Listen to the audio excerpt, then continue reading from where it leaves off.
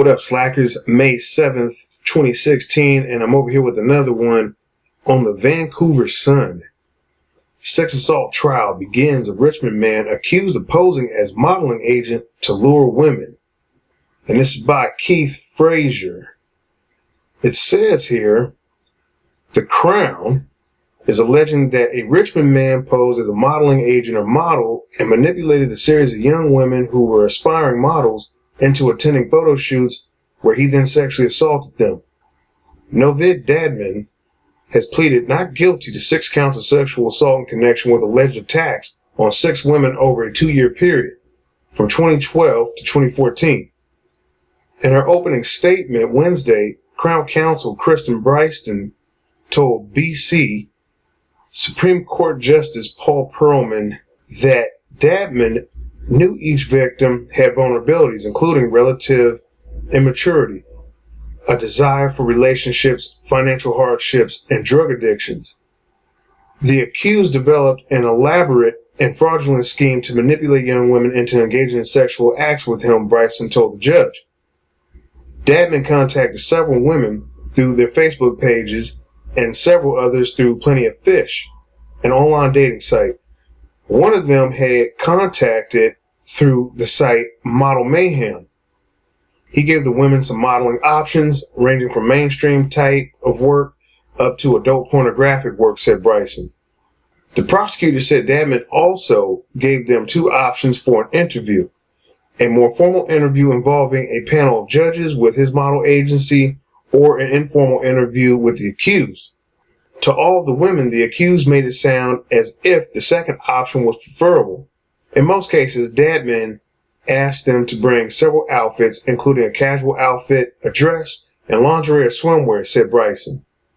He then took photos of them clothed, asked them to take off their clothes, and took photos of them engaging in sexual acts and then engaging in sex with them, she said.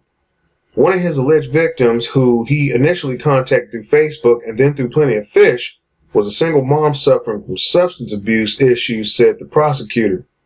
In April 2012, she was taken to the hospital too intoxicated to care for herself. In the middle of the night, she contacted Dadman and he picked her up and drove her to his townhouse in Richmond, where most of the alleged attacks took place, and gave her more alcohol, said Bryson. What a nice person. She remembers little of what occurred. She did not know the accused had had sex with her until police told her of the existence of the videotape of the act. Adopting a persona he called Brad, he contacted 3 of the women and said he was a model and wanted to work with them, said Bryson. He used actual photographs of a male model to lure them in. They were all completely convinced Brad was real. The first victim, who can only be identified by the initials DT due to the publication ban, testified in court Wednesday that she believed she was auditioning for a range of possible modeling jobs and admitted she agreed that she expected she might have to pose nude. But she said that at no time did she agree to any sexual touching and became uncomfortable and demanded Dadman stop touching her private parts. Under cross-examination by defense lawyer Ryan Johnson, she insisted that at no time did she consent to any sexual touching. The trial continues Thursday. Now, how many ads have, been placed on Craigslist? Okay. Somebody looking for, models, they're a photographer. So they're using their position and let's just say the promise of connections with that position to exploit potential customers into sexual acts. I remember, few years ago, probably over 10 years ago, these guys, they used to go to the mall. So, they'd be handing out like business cards and, catching the girls as they were like leaving out of Forever 21 and stuff like that. Telling them like, oh yeah, you look cute and you're a model and this and that. And, this is my business card. Take it. You could maybe turn you into something.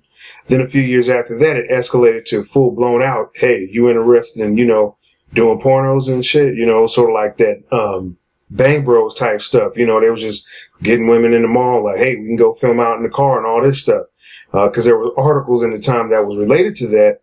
And so, for you ladies out there, if you're listening to this, if modeling is your thing, of course, always check out the photographer and make sure that they're on the up and up. Because as you can see here, for every level, there's a different devil, as they say. And this guy knew his game good enough to the point where he knew where he could source, resources to fulfill his sexual desires. Because that's what it was really about. It really wasn't about the photography.